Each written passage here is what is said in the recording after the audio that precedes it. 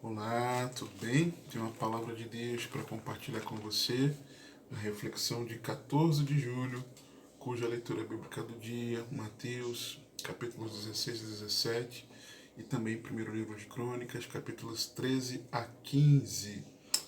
E pega a sua Bíblia, por favor. Por favor. Vamos refletir em primeiro livro de Crônicas, capítulo 15, versos 1 e 2. Nos diz assim a santa e poderosa palavra de Deus.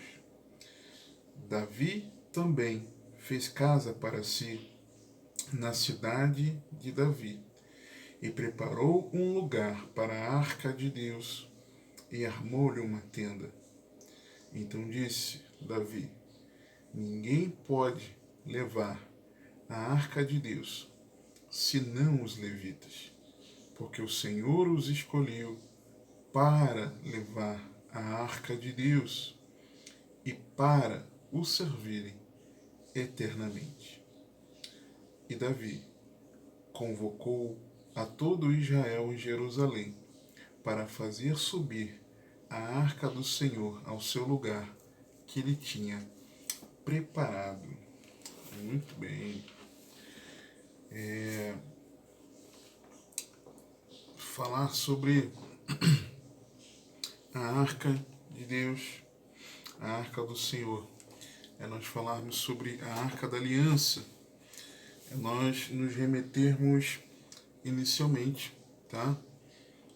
Ao tabernáculo, em que a arca da aliança e o propiciatório ficavam no Santíssimo Lugar, no Santo dos Santos, que era separado pelo véu, o véu que no tempo foi rasgado, lembra?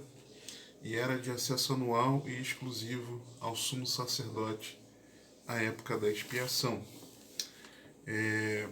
aspergindo o sangue para perdão de pecado, né, na expiação. Sobre o propiciatório e diante dele, formando ali a cruz, tá? Já falei confissão sobre isso já há um tempo atrás. Deus manda Moisés construir um baú, um cofre, para guardar os mandamentos que ele daria, sendo que a tampa desse baú, né, a tampa desse baú é o chamado propiciatório, que teria em cima 2 querubins. Isso apontava para o trono de Deus, ok? Para o trono de Deus. Textos na palavra nos mostram isso. Depois, a arca da aliança também foi utilizada para guardar a vara de Arão e uma porção de maná. A arca da aliança era o símbolo da presença de Deus, o lugar onde ele se encontraria e falaria com Moisés. Na reflexão presença de Deus, o encontro de corações, sobre o desejo de Moisés que coincidia com o desejo eterno de Deus, nós vimos que a presença de Deus é prioridade, é com a confirmação da graça, diferencia-nos, é evidência de intimidade. Vimos que de Gênesis a Apocalipse, a única coisa que Deus está dizendo é isso, que Ele quer habitar entre nós. E concluímos a reflexão meditando de que, entendendo que o encontro de corações é pela graça de Deus nos méritos de Cristo Jesus. Quando conhecemos o caminho, rendendo-nos a Jesus Cristo, que veio, vem e virá nos salvar, porque deseja para sempre estar conosco. No coração de quem se rende a Jesus, o Pai, o Filho e o Espírito Santo fazem morada.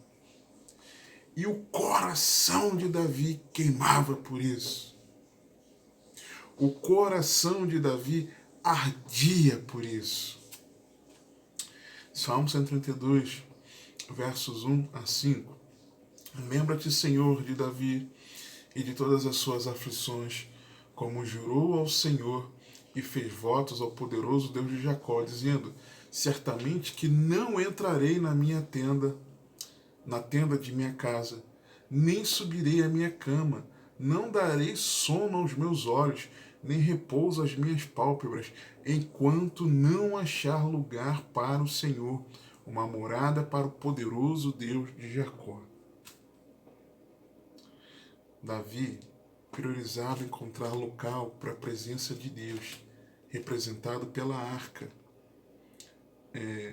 E aí ele priorizava encontrar o lugar, ir até a arca e trazê-la. E a tenda, né, que Davi arma, vou falar um pouco mais à frente a respeito disso. Sem a presença de Deus, nós não temos vida. Nós não temos vida. A vida de Deus não está em nós. Sem a presença de Deus, nós permanecemos em trevas, achando que estamos em Cristo. Sem a presença de Deus, escuta bem que eu vou te falar, nós não vamos resistir nesse sprint final da caminhada. Lembra que eu tenho falado sobre isso, vira e mexe estou falando sobre isso aqui nas nossas reflexões. Sem a presença de Deus, nós não vamos resistir. Cabe aqui alguns importantes alertas. O coração de Davi queimava por isso. Mas, vamos pegar o fio da meada do contexto, ok? Vamos pegar o fio da meada do contexto. A arca tinha sido levada a Siló, e lá em Siló, por último, Eli, sacerdote, seus filhos, e a partir dali é algo que mudaria muita coisa em relação à arca, que até então permanecia no tabernáculo, no deserto, e depois, quando o povo entrou na terra prometida, ficou estabelecida ali em Siló, tá? Onde Samuel serviu a Eli. E que importantes alertas são esses ao olhar para esse contexto a partir dali, de Siló, tá? Não se trata de misticismo. Retornar à presença de Deus não se trata de misticismo. Ter a presença de Deus conosco não é algo místico. É profundamente espiritual, mas não pode ser, no nosso entendimento, algo místico, porque não é. E como exemplo disso, 1 Samuel 4, versos 1 a 5. E veio a palavra de Samuel a todo Israel.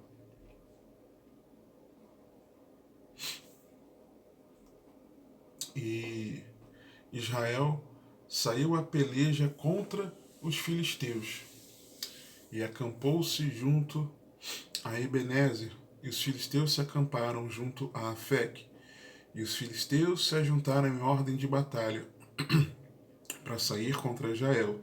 E estendendo-se a peleja, Israel foi ferido diante dos filisteus, porque feriram na batalha, no campo, uns 4.000 homens.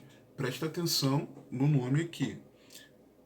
Israel saiu a peleja contra os filisteus e acampou-se junto a Ebenezer.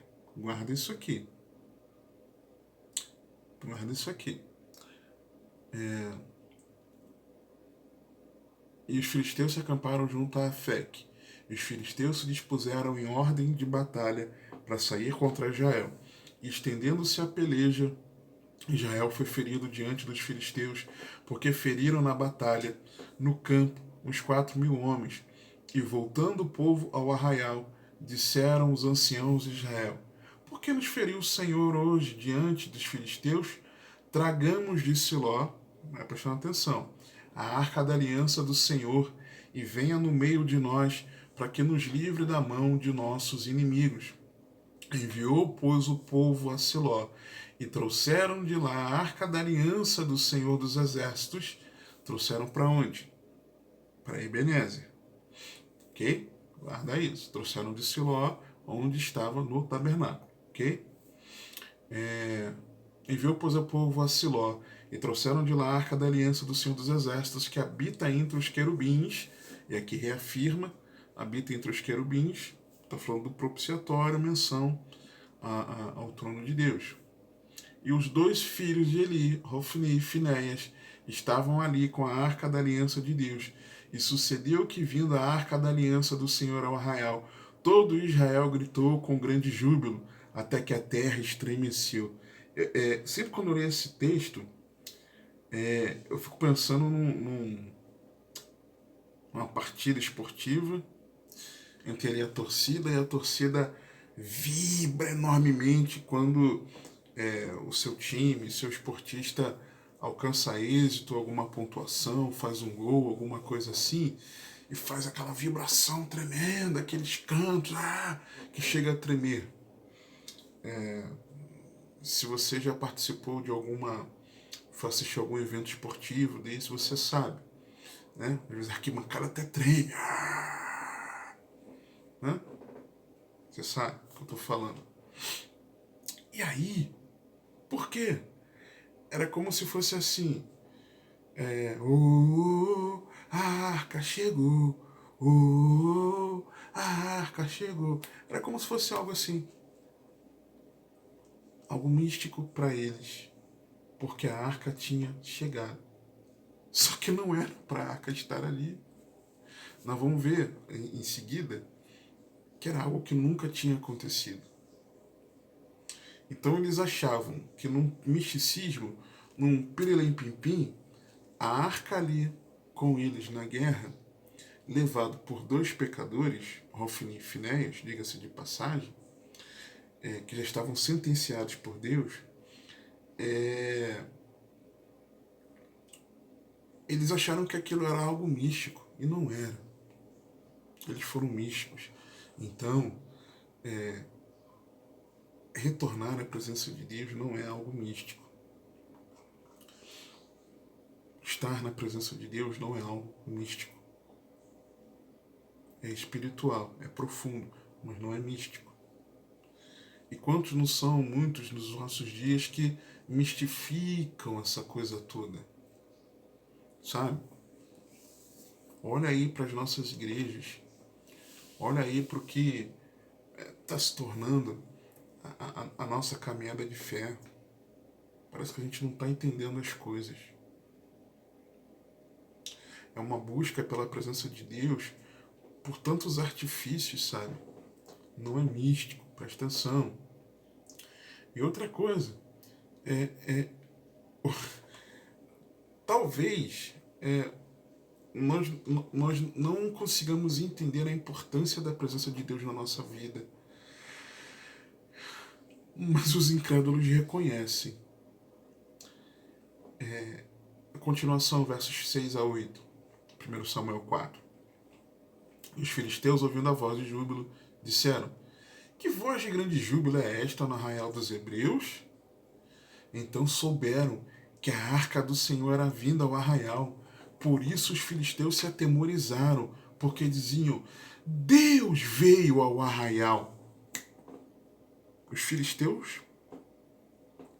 E diziam mais: ai de nós! Tal nunca jamais sucedeu antes. Porque não acontecia mesmo, não ia para a guerra a arca. Ai de nós! Quem nos livrará da mão desses grandiosos deuses? A visão um pouquinho distorcida. Estes são os deuses que feriram os egípcios com todas as pragas junto ao deserto. O incrédulo, muitas vezes, reconhece que o nosso grande Deus é poderoso. Mas nós que nos chamamos pelo seu nome, muitas vezes, desprezamos.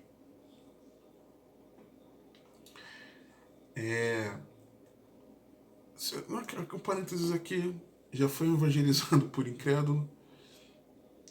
Eu já.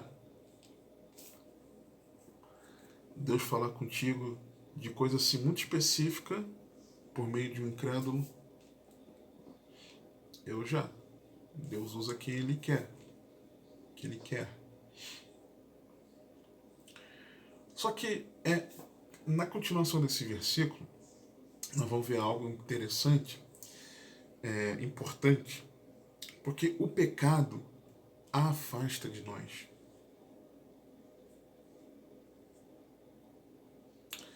Primeiro Samuel 4, 9 a 11. Esforçai-vos e sede homens aos filisteus, para que porventura não veais a servir aos hebreus, como eles serviram a vós. Sede, pois, homens e pelejai. Então pelejaram os filisteus, e Israel foi ferido, fugindo cada um para a sua tenda. E foi tão grande o estrago que caíram de Israel 30.000 homens de pé. E foi tomada a arca de Deus, e os 2 filhos de Eli, Hofni e Finéias, morreram. Hofni e Finéias, filhos de Eli, pecadores que desprezavam a Deus, pecavam, desprezando a oferta do Senhor, roubando porção que não era deles, agindo fora dos padrões de Deus, promíscuos, inclusive, promíscuos. Não temiam a arca de Deus, pelo contrário. Pecadores, o pecado e a conivência com o pecado, como no caso de Eli, que era o pai deles, a afasta de nós.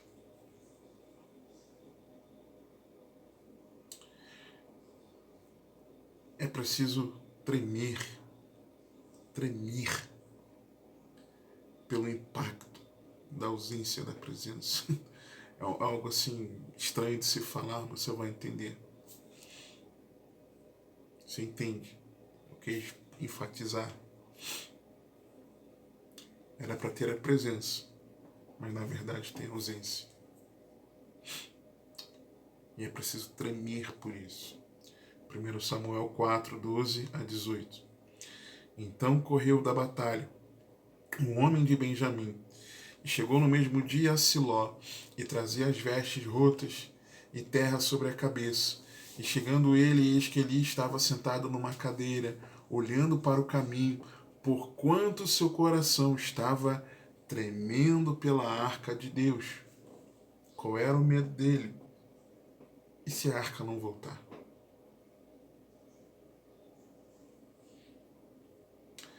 Você precisa se perguntar: e se a presença de Deus não voltar?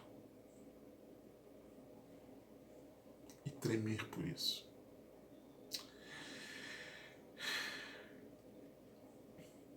Entrando, pois, aquele homem a anunciar isto na cidade, toda a cidade gritou. E Eli, ouvindo os gritos, disse: que alvoroço é esse? Então chegou aquele homem apressadamente, e veio, e o anunciou a Eli. E era Eli, da idade de 98 anos. E estavam os seus olhos tão escurecidos que já não podia ver. E disse aquele homem a Eli: eu sou o que venho da batalha, porque eu fugi da batalha. E disse ele: que coisa sucedeu, filho meu? Então respondeu o que trazia as notícias.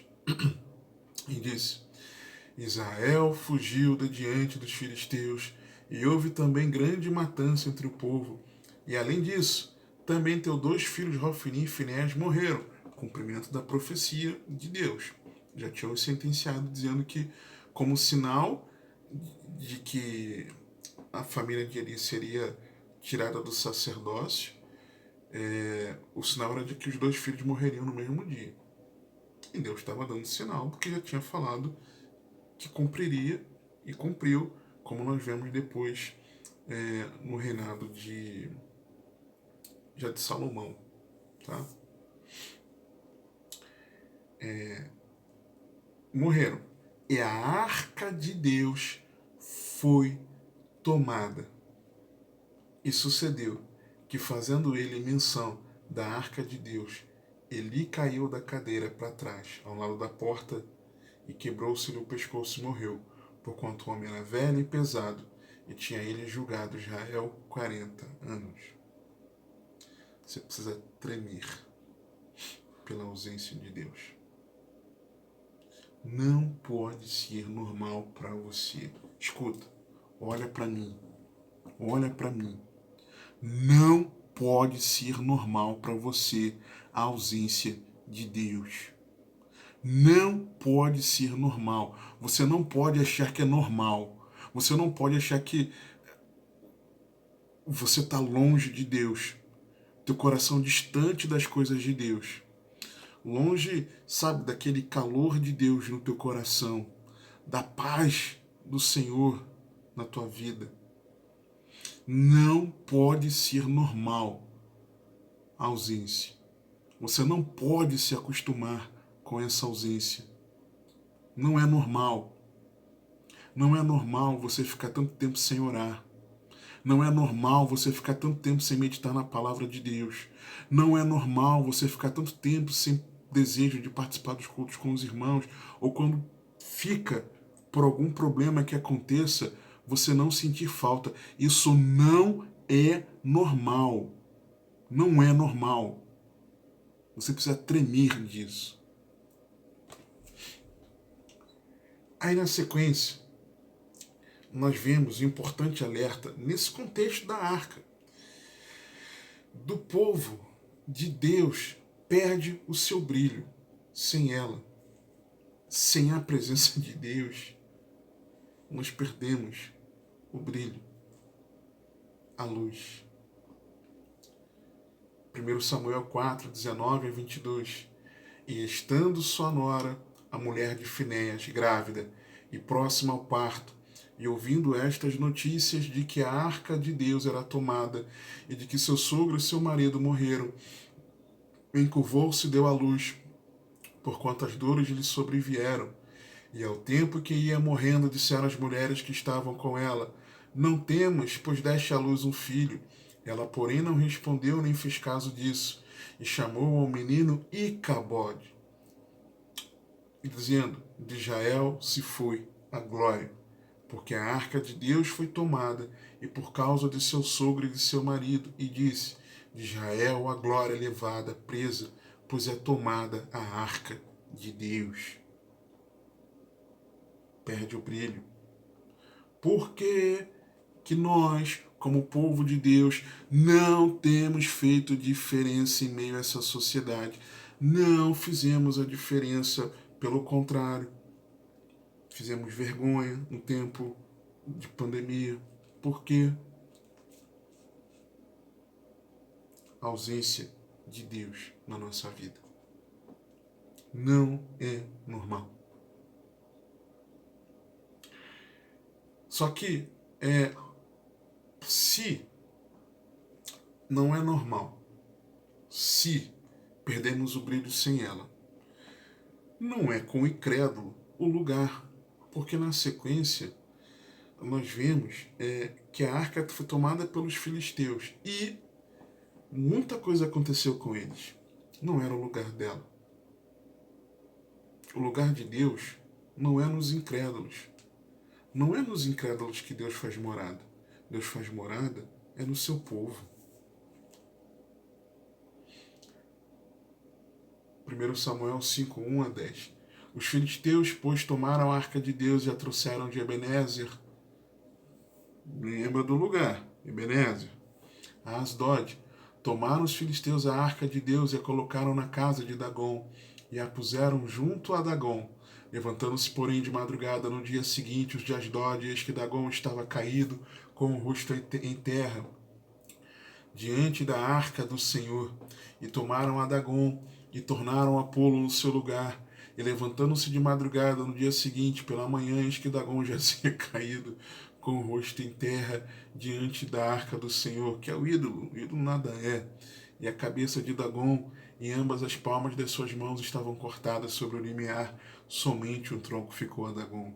Por isso, nem o sacerdote de Dagom, nem nenhum de todos os que entram na casa de Dagom pisam o limiar de Dagom em Asdod, até o dia de hoje. Porém, a mão do Senhor se agravou sobre os de Asdod, e os assolou, e os feriu com hemorroidas em Asdod, nos seus termos. Vendo então os homens de Asdod, que assim foi, disseram: Não fique conosco a arca do Deus de Israel, pois a sua mão é dura sobre nós e sobre Dagom, nosso Deus. Por isso, enviaram mensageiros e congregaram a si todos os príncipes dos filisteus e disseram: Que faremos nós da arca do Deus de Israel, e responderam: a arca do Deus de Israel será levada até Gate. Assim levaram para lá a arca do Deus de Israel. E sucedeu que assim que a levaram, a mão do Senhor veio contra aquela cidade com muito grande vexame, pois feria os homens daquela cidade, desde o pequeno até o grande, e tinham hemorroidas nas partes íntimas. Pensa só. Então enviaram a arca de Deus a Ecrom.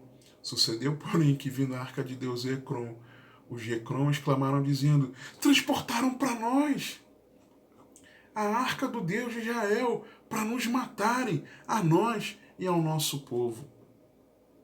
O lugar da presença de Deus não é com o incrédulo. E o incrédulo sabe que o lugar é com o povo de Deus. 1 Samuel 5, dos versos 11 até o verso 3 do capítulo 6.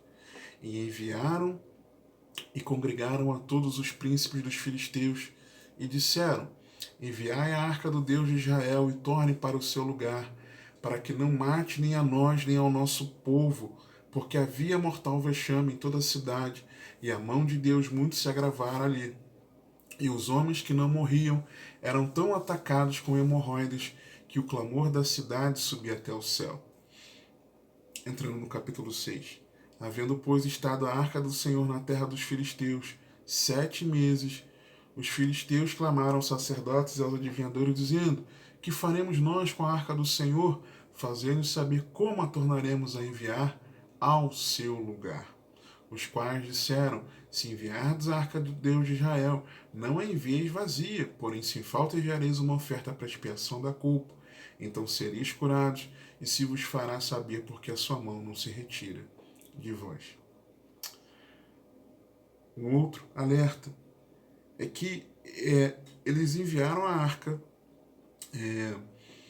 os animais chegam até um local, Bet-Semes, o povo vê pelo o retorno da arca, se alegra, mas não tem reverência.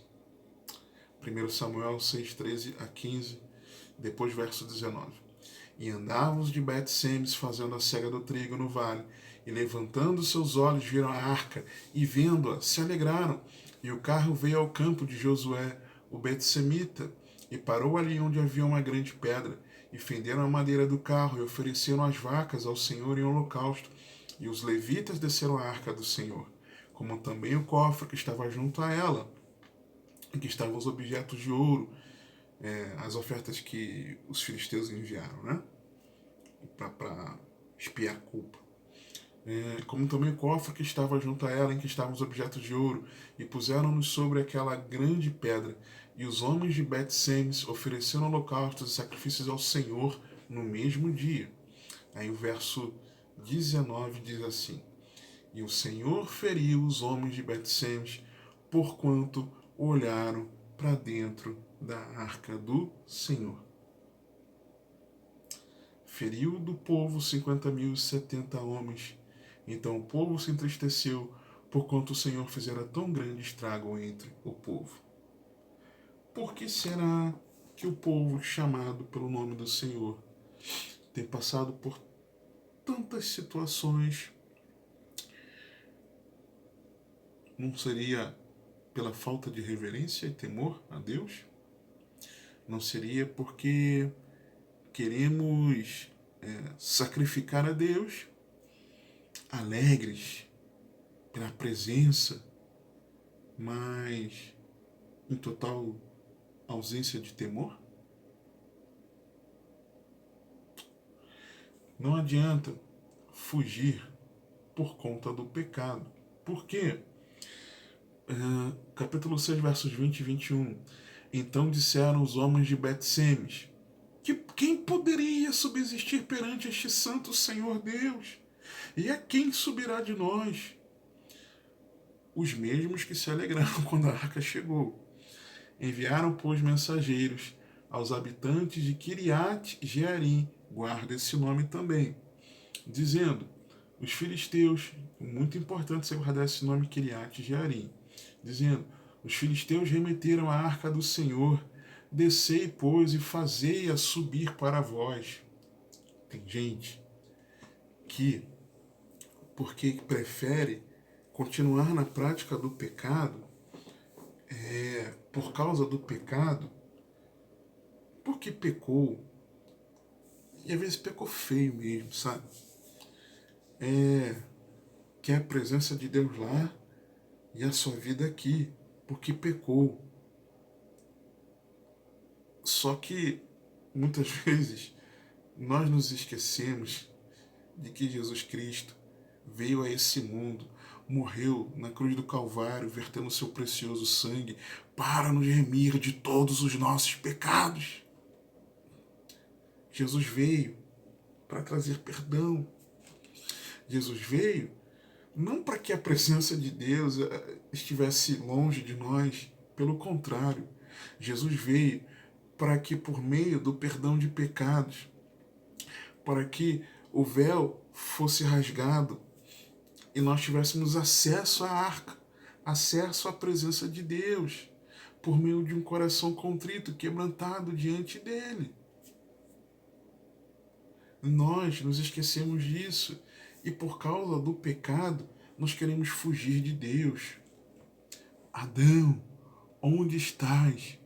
A pergunta de Deus para Adão não foi: Adão, que burrada foi essa que você fez? Que bobagem! Que desobediência foi essa? Não! Porque Adão tinha fugido da presença de Deus, tentando se esconder. O que Deus quer não é um mero medo nosso, porque pecamos, mas Deus quer o nosso arrependimento para que nós estejamos para sempre com Ele. Não é fugir por conta do pecado. Não, não, não. Não adianta também lamentar a ausência se nós desprezamos. Em seguida, no capítulo 7, versos 1 e 2 de 1 Samuel, então vieram os homens de Kiriat Jearim e levaram a arca, lembra desse nome, Kiriat Jearim, e guardou também Ebenezer, e levaram a arca do Senhor e a trouxeram à casa de Abinadab no outeiro e consagraram a Eleazar, seu filho, para que guardasse a arca do Senhor. E sucedeu que desde aquele dia a arca ficou em Kiriat Jearim, guarda esse nome. E tantos dias se passaram que até chegaram 20 anos e lamentava toda a casa de Israel pelo Senhor. Eles tinham fugido da arca, os de Bet-Semes, por medo, por causa do pecado. Só que quando ela estava ali, ficou em Kiriat Jearim, esquecida, desprezada. Todo o Israel estava se lamentando. Não adianta. Não adianta a igreja em nossos dias viver em busca de um avivamento, se lamentar por uma falta de fervor no nosso meio, se nós desprezamos a presença de Deus. É tão simples quanto isso. É tão simples quanto isso. É preciso arrependimento. 1 Samuel 7, 3 a 6. Então falou Samuel a toda a casa de Israel, dizendo: se com todo o vosso coração vos converterdes ao Senhor, tirai dentre vós os deuses estranhos, os astarotes, preparai o vosso coração ao Senhor, e servi a Ele só, e vos livrará da mão dos filisteus. Então os filisteus, os filhos de Israel, tiraram dentre si os Baalins e os astarotes, e serviram só ao Senhor. Eles não estavam servindo ao Senhor. Por isso que eles desprezavam a arca. Disse mais Samuel: congregai a todo Israel em Mispá, e orarei por vós ao Senhor. E congregaram-se em Mispá, e tiraram água, e a derramaram perante o Senhor, e jejuaram aquele dia, e disseram ali: pecamos contra o Senhor. E julgava Samuel os filhos de Israel em Mispá. O que acontece? Nós tivemos vitória contra os filisteus a partir dali. Samuel então chama aquele lugar de Ebenezer. Até aqui nos ajudou o Senhor. Lembra da reflexão? Até o fim nos ajudará o Senhor. Lembra disso? Essa reflexão, depois você assista, por favor. Vou ver se eu indico ela aqui em algum lugar. Só que aí, vitória contra os filisteus, vem Ebenezer, o tempo passa, o povo rejeita Samuel, pede um rei, Saul reina por décadas, morre, Davi assume o reinado. E onde está a arca? No mesmo lugar. Lembra que a arca foi tomada de Ebenezer? Por que o texto está mencionando Ebenezer antes? Porque depois Samuel chamou de Ebenezer. E lembra que se a arca foi tomada ali, naquele local, levada para Ebenezer, para aquela batalha contra os filisteus, quando Hofni e Finéas morreram. A arca foi tomada de Ebenezer, naquele local. Eles tiveram uma vitória e estabeleceram um marco de testemunho para lembrar a ajuda de Deus a eles naquele lugar, Ebenezer. Mas no lugar em que inicialmente a arca foi tomada, e no lugar que simbolizou um arrependimento deles, a vitória que Deus os deu, os ajudando, quando a arca estava esquecida, 20 anos, no lugar, lembra que eu pedi para você guardar que lugar era esse? 1 Crônicas, capítulo 15. Veja o que a Bíblia nos diz. Capítulo 13, versos 1 a 5. E Davi tomou conselho, agora já Davi, com os capitães dos milhares e das centenas e com todos os líderes, e disse Davi a toda a congregação de Israel: se bem vos parece, se isto vem do Senhor nosso Deus, enviemos depressa mensageiros a todos os nossos outros irmãos em todas as terras de Israel, e aos sacerdotes e aos levitas nas suas cidades e nos seus arrabaus, para que se reúnam conosco e tornemos a trazer para nós a arca do nosso Deus, porque não a buscamos nos dias de Saul. Então disse toda a congregação que se fizesse assim, porque este negócio pareceu reto aos olhos de todo o povo.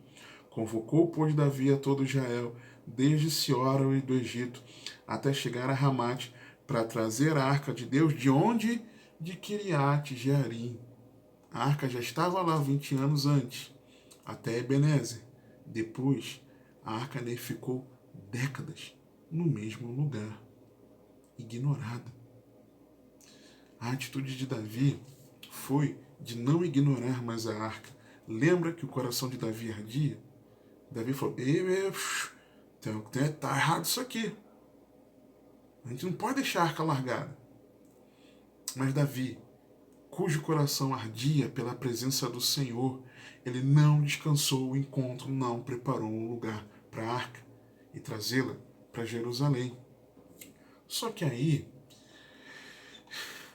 não é deixar para lá ou simplesmente ficar aguardando vir, mas é ir ao encontro de Deus, pois temos a urgência de retornar à presença de Deus, nos enchendo do Espírito Santo continuamente.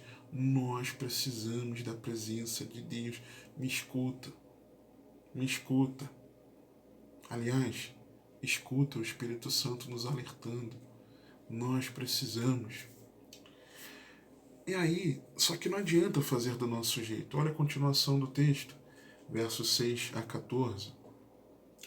E então Davi, com todo o Israel, subiu a Balá de Kiriat Jearim, que está em Judá, para fazer subir dali a arca de Deus, o Senhor, que habita entre os querubins, sobre a qual é invocado o seu nome, levaram a arca de Deus da casa de Abinadab, sobre um carro novo, e Uzá e Aiô guiavam o carro.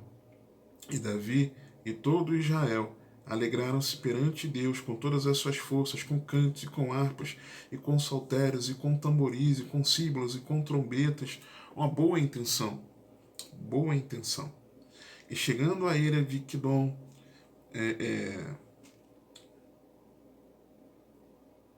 estendeu a usar, em outro texto tem outro nome, né? Nacon. Estendeu a usar a sua mão para segurar a arca, porque os bois tropeçavam. Então se acendeu a ira do Senhor contra Uzá e o feriu por ter estendido a sua mão à arca e morreu ali perante Deus.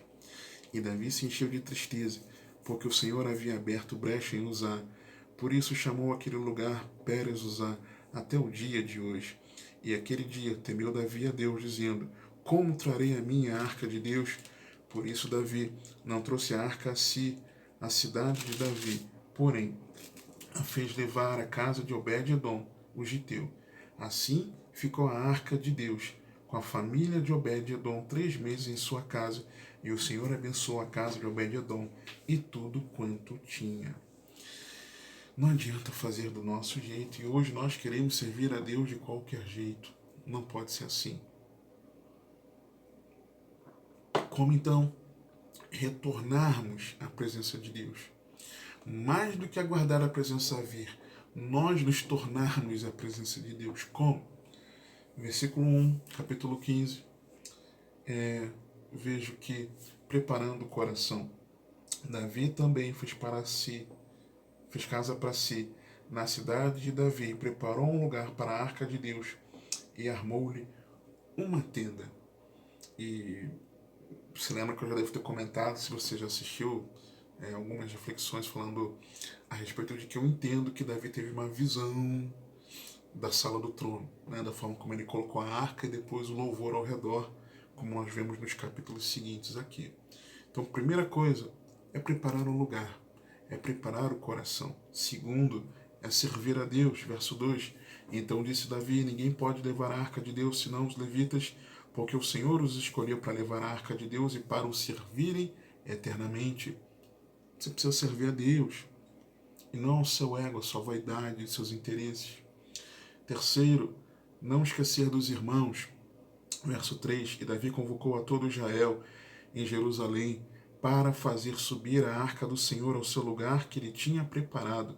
Convocou todo Israel.